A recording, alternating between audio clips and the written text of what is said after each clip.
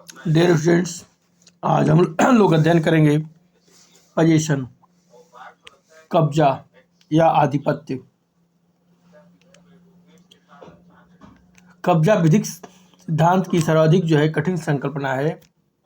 किसी वस्तु पर आधिपत्य रखना, कब्जा रखना अथवा किसी चीज या संपत्ति को अपने कब्जे में लेना मनुष्य की जन्मजात प्रवृत्ति है। वह जन्मते ही चीज़ों को अपने अधिकार में रखना चाहता है और किसी अन्य व्यक्ति द्वारा इस अधिकार के अतिक्रमण का वह विरोध करता है।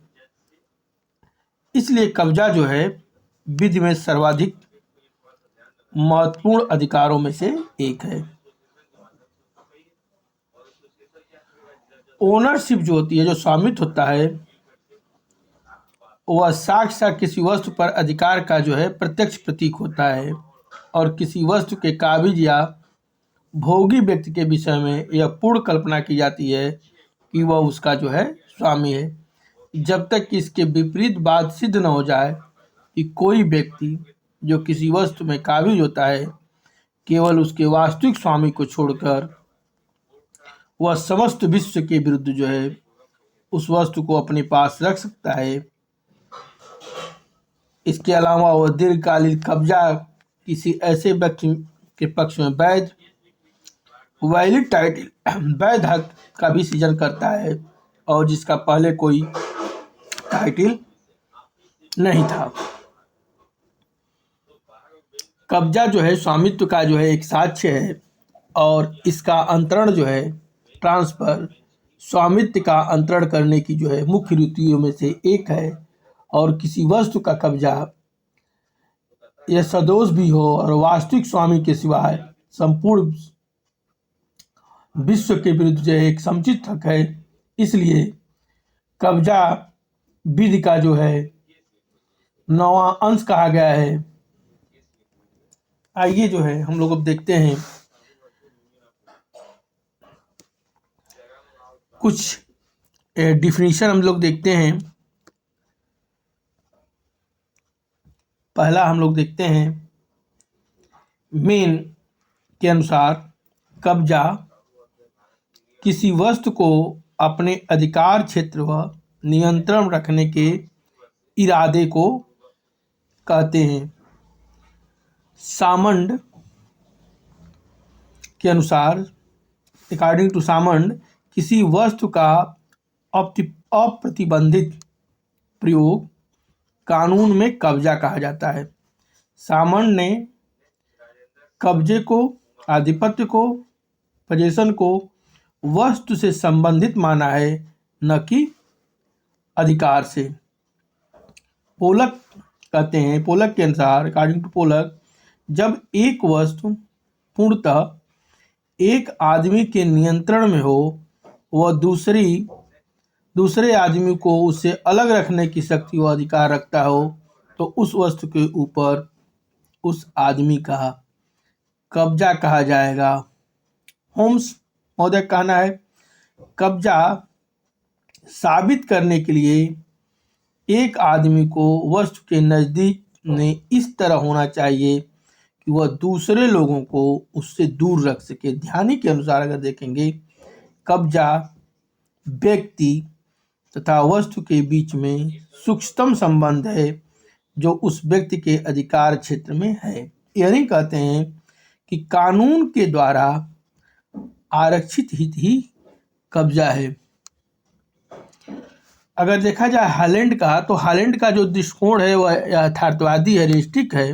वह कहते हैं कि कब्जे की संरक्षा में मुख्य हेतु जो होता है वह कदाचित शांति की रक्षा का ध्यान है। आधुनिक काल में कब्जे की संरक्षा के लिए उन्होंने कारण बताए।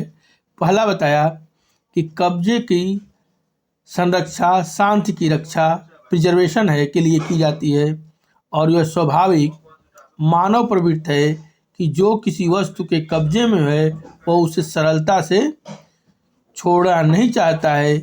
इसलिए कब्जे में हस्तक्षेप से झगड़ा होता है। इस प्रकार कब्जे को दी गई संरक्षा जो है आपराधिक विधि की सहायता करती है और यह शांति भंग को रोकती है। इसके लिए आप सीआरपीसी का जो है सेक्शन 145 देखा जा सकता है। इसी तरह देखेंगे कब्जे की संरक्षा अपकृत विधि के भाग के रूप में की जाती है।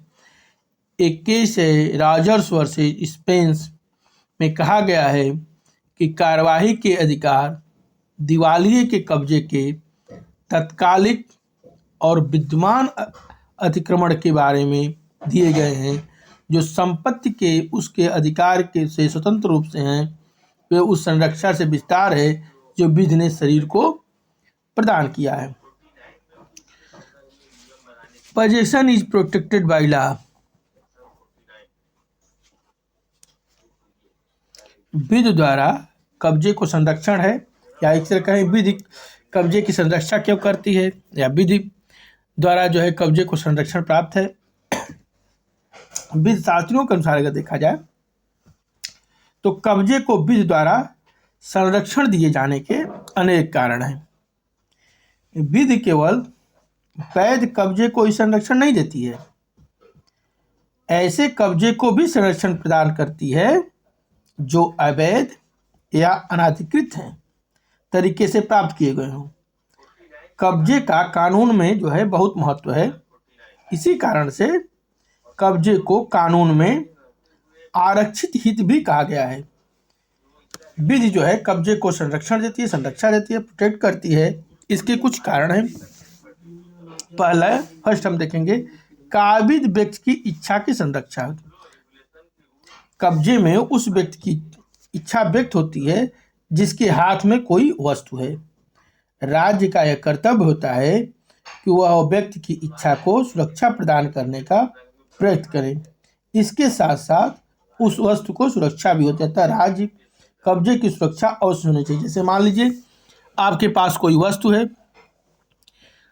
और उस पर आपका कब्जा है, जब तक कोई उसके प्रति अपना सही ढंग से साक्ष्य नहीं देता है तब तक जो है कि वो मेरी वस्तु है, तब तक वह आपके पास रहेगी और उसको राज्य जो है उसको संरक्षण प्रदान करेगा। नेक्स्ट हम लोग इसी में और देख सकते हैं फ्रांसीसी दार्शनिक जो है रूसो का कहना है कि मनुष्य स्वतंत्र और समान पैदा हुए हैं। स्वतंत्रता में इच्छा की स्वतंत्रता भी आती है। कब्जे में व्यक्ति की इच्छा दर्शित होती है, इसलिए इसकी संरक्षा की जानी चाहिए। कांट का मत है कि स्वतंत्रता मनुष्य की मूल वस्तु होती है, जिसमें इच्छा की स्वतंत्रता भी शामिल है, जिससे उसका सम्मान होना चाहिए और पूरा करना भी सभी सरकारों का उद्देश्य है। इसीलिए जो है कब्जे की संरक्षा की जानी चाहिए। कब्जा दूसरी जो सेकंड पॉइंट है इसका, कब्जा स्वामित्व का जनक है। कब्जे को कानून में सुरक्षा जो है इसलिए दी जाती है कि वह स्वामित्व का जनक है। बहुत सी परिस्थितियों में कब्जे के अधिकार पर ही उस वस्तु को स्वामित्व प्राप्त हो जाती है। जैसे एग्जाम्पल में किसी सुखाधिकार के ऊपर किसी व्यक्ति का लंबे समय तक कब्जा चलता रहा है तो वह व्यक्ति उस सुखाधिकार का पूर्ण और स्थायी स्वामित्व बन जाता है। इसके लिए भारतीय सुखाधिकार अधिनियम जो है उसका धारा 15 देख सकते हैं। इसके अतिरिक्त कई ऐसे अधिनियमों में भी कब्जे के आधार पर वस्तु का स्वामित्व जो है तय किया जाता है। थर्ड देखेंगे व्यक्ति की उन्नति, स्वार्थ और संपत्ति की सुरक्षा। व्यक्ति की उन्नति, स्वार्थ व संपत्ति की सुरक्षा के लिए वस्तुओं के कब्जे को सुरक्षा प्रदान करना जरूरी होता है। इसके अभाव में समाज में उन्नति नहीं हो सकता, क्योंकि यदि वस्तु के कब्जे की ही सुरक्षा नहीं होगी तो वस्तुओं की संपूर्णता की कोई भी नहीं करेगा। समाज में नेक्स्ट पॉइंट फोर्थ, समाज में शांति व्यवस्था बनाए रखने के लिए कब्जे की सुरक्षा होनी चाहिए, क्योंकि अपनी मेहनत व पसीने से कमाई की गई संपत्ति की सुरक्षा यदि समाज में नहीं होगा तो कभी भी समाज में शांति और व्यवस्था नहीं रह सकती, अतः कब्जे की सुरक्षा जो है होनी चाहिए। कब्जा, नेक्स्ट पॉइंट, कब्जा संपत्ति संबंधी विवाद को निपटाने वाला तथ्य होता है। कब्जा किसी व्यक्ति की संपत्ति से संबंधित विवाद का कारण और इसको तय करने वाला तथ्य भी हो सकता है। कानून में इसको सुरक्षा दी जानी चाहिए। आर्मनी बनाम डेलमाइन का एक केस है। आर्मनी बनाम डेलमाइन, यह 1772 का केस है, 1722 का है। न्यायालय ने कहा कि आधिपत्य द्वारा किसी वास्तविक स्वामी को छोड़कर शेष के विरुद्ध जो है श्रेष्ठ सत्व है, श्रेष्ठ हक है, गुड टाइटल प्राप्त होता है। एक केस है हना हना वर्सेस पिल। वादी जो है तोपखाने में सेवारत था। सरकार द्वारा अधिकृत मकान में रहता था। उसे अपने रहने के कमरे में एक भाज मिला था जिसे उसने पुलिस को दे दिया। पुलिस उसके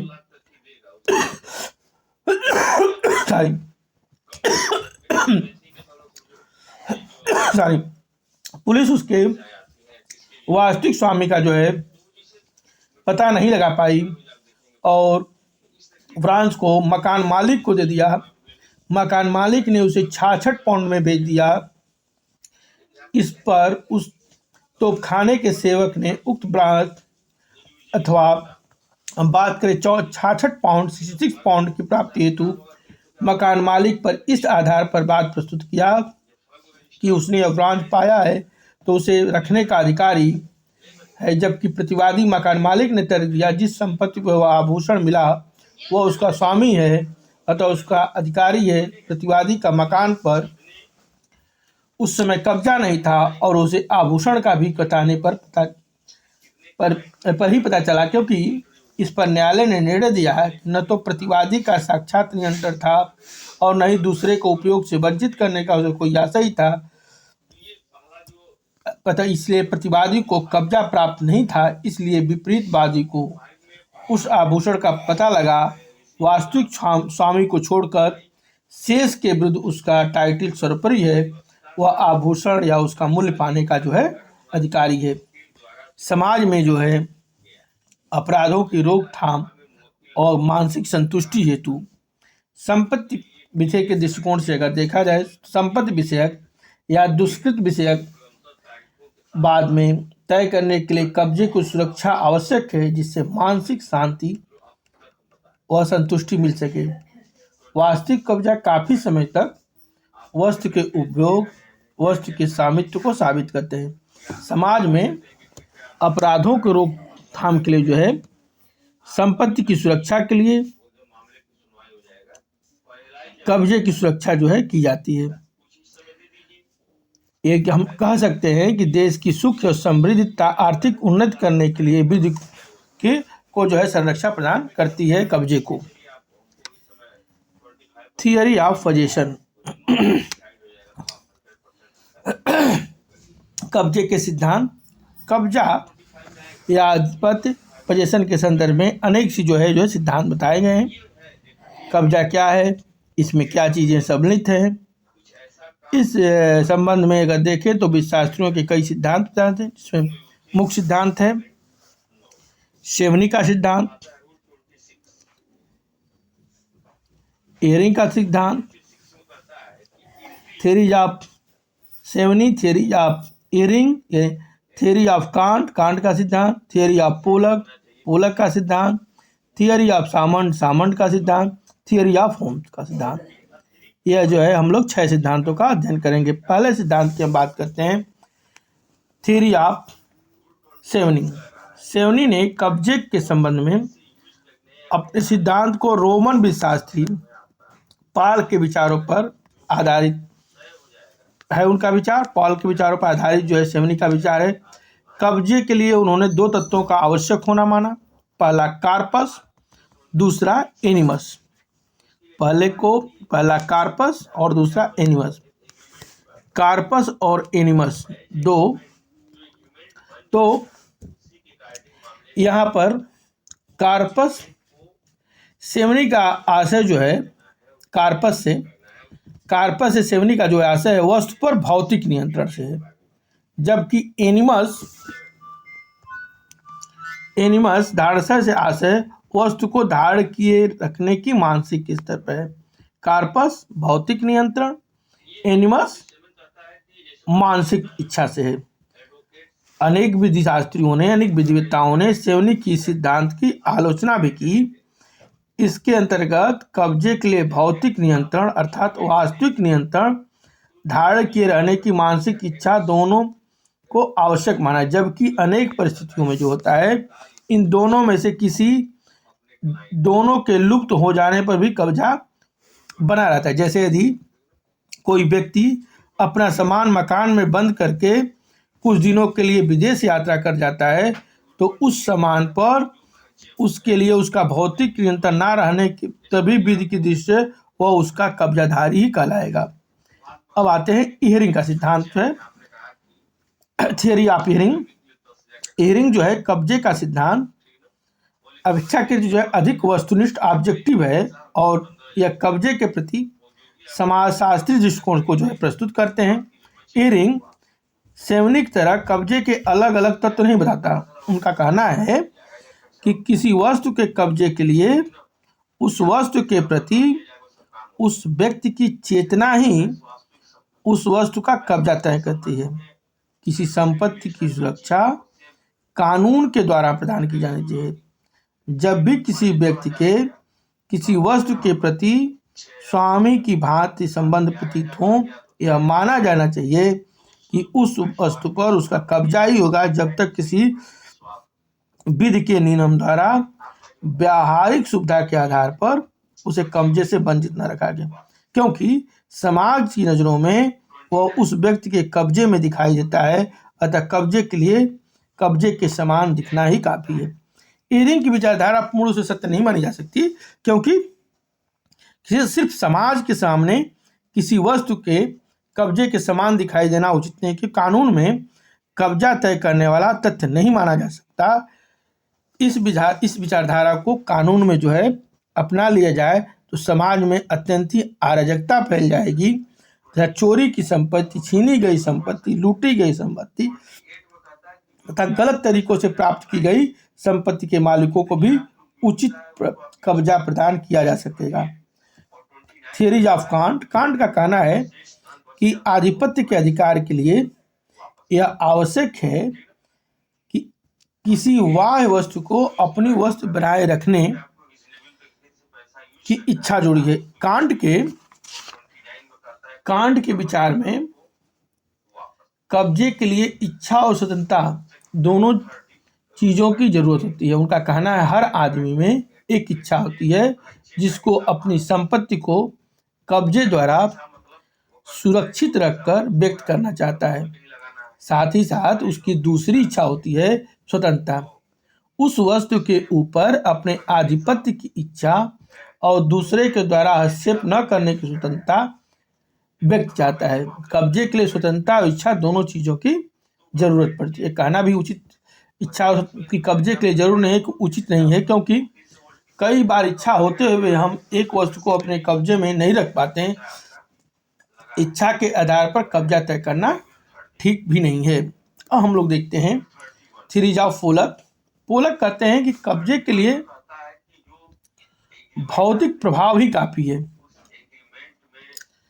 किसी व्यक्ति को किसी वस्तु के ऊपर कब्जा तय करने के लिए सिर्फ यह देखा जाना चाहिए कि क्या वास्तव में वह वस्तु उस आदमी के तीव्र भौतिक प्रभाव क्षेत्र में है या नहीं है। यदि प्रभाव क्षेत्र में है तो उस वस्तु के ऊपर उस व्यक्ति का कब्जा मान लिया जाना चाहिए। अगर तो पोलक के अनुसार दुकान में ग्राहक की गिरी हुई वस्तु, बैंक में ग्राहक का गिरा हुआ नोट दुकानदार व बैंक के कब्जे में मान लिया जाना चाहिए, क्योंकि इनके भौतिक प्रभाव क्षेत्र में वस्तुएं हैं।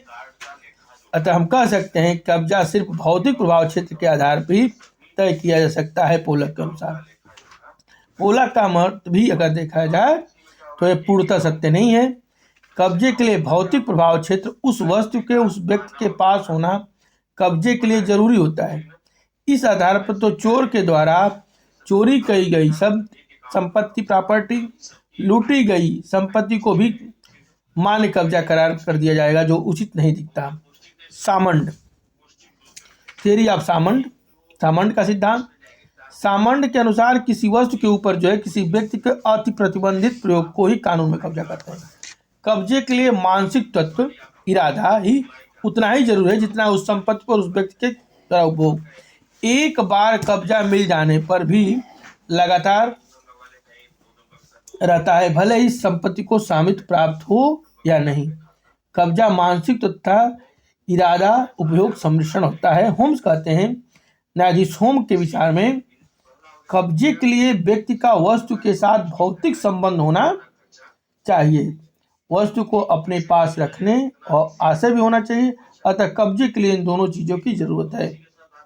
अगर हम लोग बात करें तो कब्जे के संबंध में वित्त शास्त्रों में अनेक विचारधाराएं जो विद्वान हैं, जिसका विश्लेषण करने पर यह ज्ञात होता है, यह अनुभव हो रहा है, जानकारी हो रही है कि कब्जे के लिए सभी विचारकों ने वस्तु के ऊपर जो है भौतिक अधिकार या उस वस्तु को जो है अपने अधिकार में रखने का आशय के ऊपर ज़्यादा जोर देता है। एक हम लोग और देख सकते हैं, essential of element of position. Position के लिए कौन कौन आवश्यक तत्व, तो पोजीशन के लिए इसेंशियल एलिमेंट ऑफ पोजीशन, तो उसमें कार्पस पोजीशन, कार्पस पोजिशनिस और एनिमस जो है पोसिडाइडी। शारीरिक नियंत्रण भोगाप्रिया या धारणाशय क्या है, तो पहले हम लोग देखते हैं कार्पस पोजिशनिस। शारीरिक नियंत्रण जो होता है कब्जे का भौतिक या शारीरिक तथ्य है। किसी वस्तु पर अनन्य शारीरिक नियंत्रण, एक्सक्लूसिव फिजिकल कंट्रोल रखना भौतिक शारीरिक नियंत्रण विद्वान है। नहीं, यह बात भी हम दो बातों पर कह सकते हैं, कब्जा रखने वाला या अन्य व्यक्तियों के संबंध, या कब्जा रखने वाला या कब्जा की गई वस्तु से संबंध। कब्जा रखने वाला अन्य व्यक्तियों के संबंध, the relation of the possessor to the other person.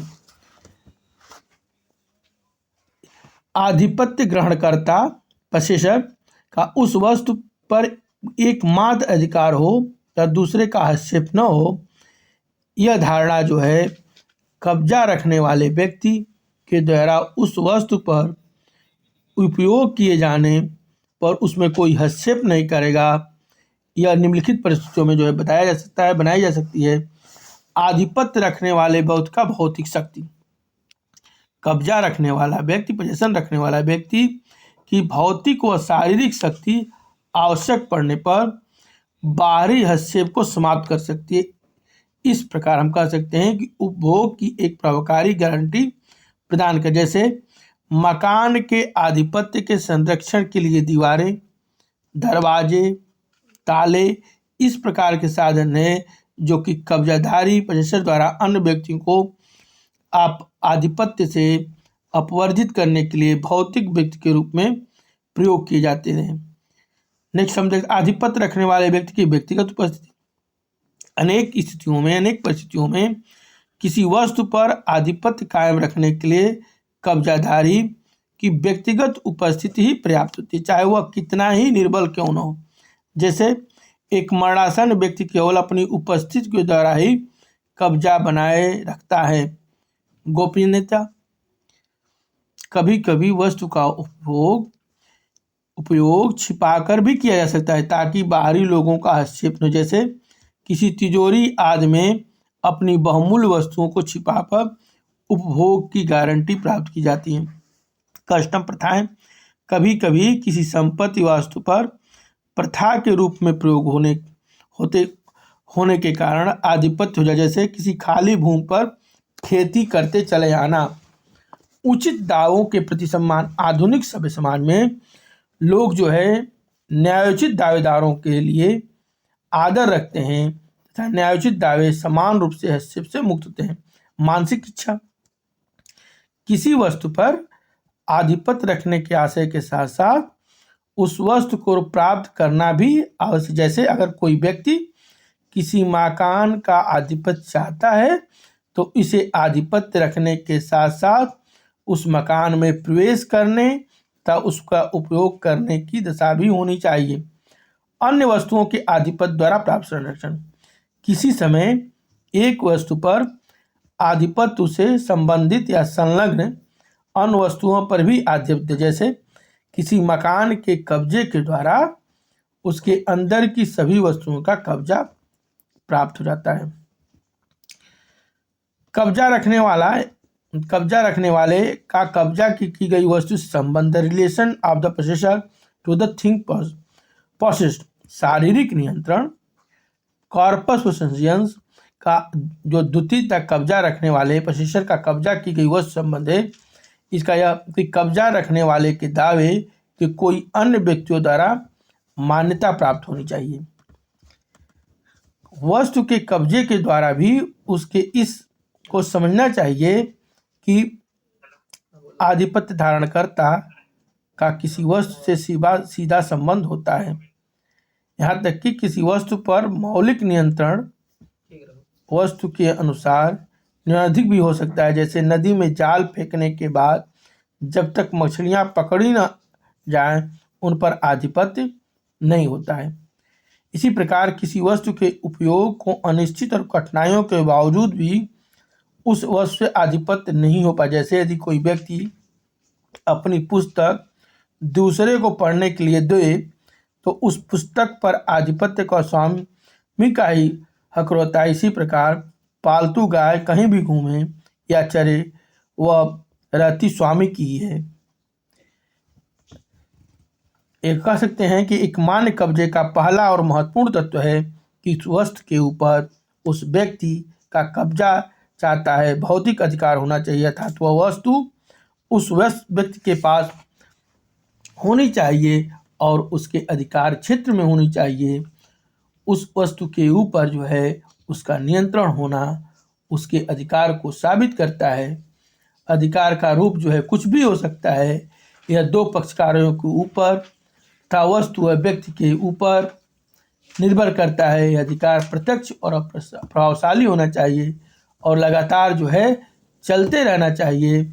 इसके साथ साथ यह अधिकार जो है वैधानिक तरीकों से प्राप्त किया गया हो और वैधानिक रूप से ही उस वस्तु के ऊपर हमारा अधिकार चलता रहना चाहिए। जैसे किसी संपत्ति को उत्तरदायी जबरदस्ती छीनकर हम उसके नियंत्रण को वैधानिक नियंत्रण नहीं मान सकते।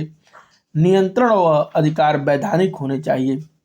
एनिमस पोसेंडाई भोगाप्रियाय या धारणासाय। भोगाप्रियाय या धारणासाय क्या है, एनिमस पोसेंडाई क्या है? कब्जे के दो तत्वों में से जो है यह एक तत्व है। आधिपत्य को धारण किए रहने की मानसिक इच्छा को धारणासाय एनिमस पोसेंडाई कहते हैं। इसका अभिप्राय यह भी है कि आधिपत्यधारी पोसेसर ने में आधिपत्यधीन वस्तु पर अपना कब्जा बनाए रखने की इच्छा होना चाहिए।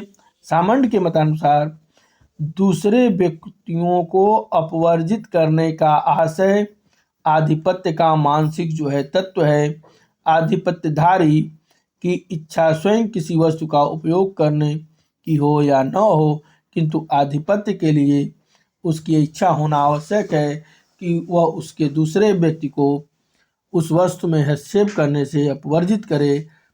आधिपत्य संबंधी मानसिक इच्छा एनिमस पोसेंडाई के विषय में निम्नलिखित बातें जो है हम लोग देख सकते हैं। जैसे आधिपत्य की इच्छा के लिए आवश्यक नहीं है कि वह न्यायोचित या वैध हो, उसके लिए इतना ही पर्याप्त है कि उस वस्तु को अपने आधिपत्य में रखना चाहता है। जैसे कोई व्यक्ति यदि किसी वस्तु को चुरा कर अपने पास रख लेता है तो उस वस्तु पर उसका आधिपत्य वस्तु के वास्तविक मालिक से किसी प्रकार कम नहीं है।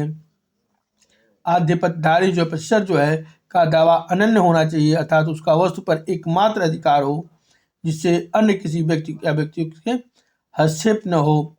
धारणासाय एनिमस पोसेंडाई जो है का अर्थ यह नहीं होता कि आधिपत्यधारी जो है पोसेसर जो है स्वामी के रूप में वस्तु का प्रयोग करने का आशय है। जैसे एक किराएदार अपने मकान मालिक के घर पर आधिपत्य रखता है यदि वो उसका स्वामी नहीं होता।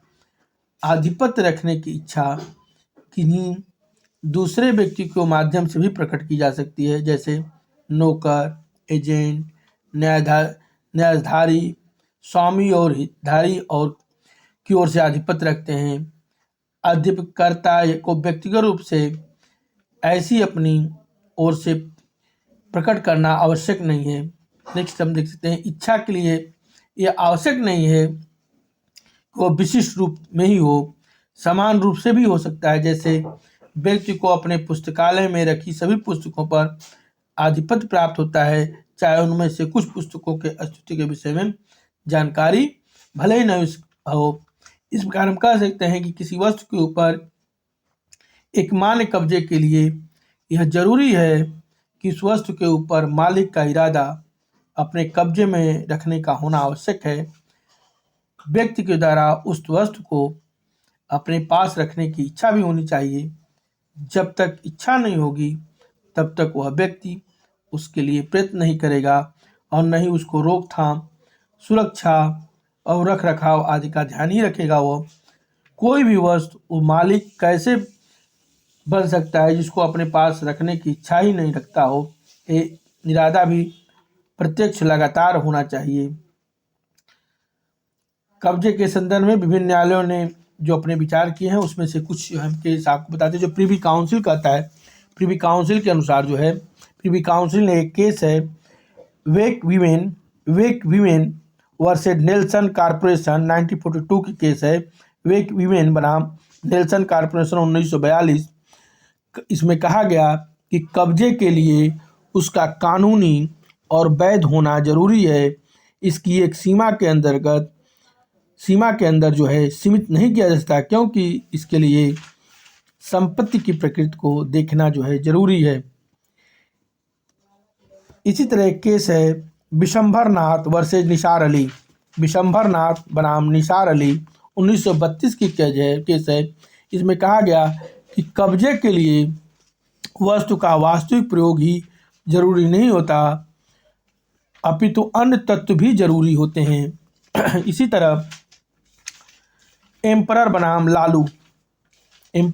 लालू में कहा गया, कब्जे से अभिप्राय व्यक्ति के द्वारा किसी भी संपत्ति को किसी भी तरह से प्रयोग और उपयोग करने के लिए असीमित अधिकार। नेक्स्ट है केस रहीम बख्श वर्सेस सेंट्रल बैंक। इस केस में कहा गया कि कब्जे की परिभाषा व तत्व भारतीय संदर्भ के अनुसार होना चाहिए।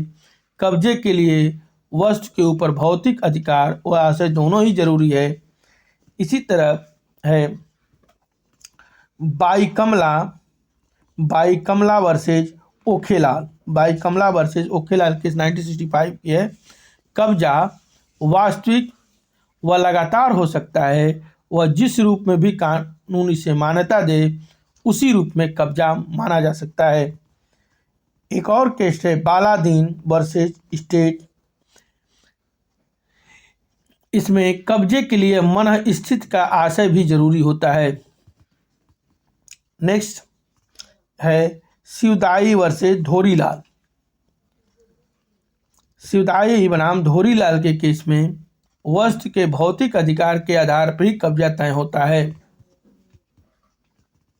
एक केस है काटरू स्वामी वर्सेज बीराबा 1959। काटरू स्वामी वर्सेज बीराबा 1959।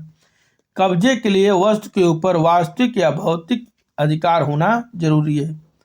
तो साथ साथ हर कानून उस मामले के लिए निर्धारित की गई शर्तें भी जरूरी है। कब्जे के लिए संपत्ति के ऊपर वास्तविक नहीं अपितु किसी प्रकार का नियंत्रण हो सकती होना चाहिए।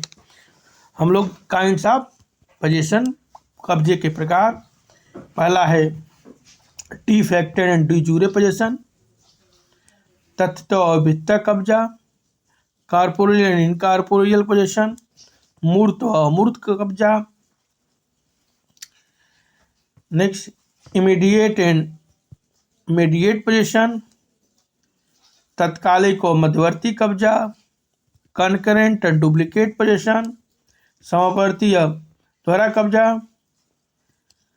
क्वासी पोजीशन, कब्जा कल्प, कंस्ट्रक्टिव पोजीशन, रचनात्मक कब्जा, डेरिवेटिव पोजीशन, प्रयोजनात्मक कब्जा,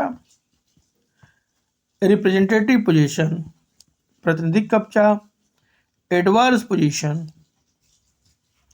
प्रतिकूल कब्जा, सिंबॉलिक पोजीशन, नाम मात्र का कब्जा, जुडिशियल पोजीशन, न्यायिक कल्प। नेक्स्ट लेक्चर में हम लोग जो है काइंड्स ऑफ पोजीशन देखेंगे। धन्यवाद।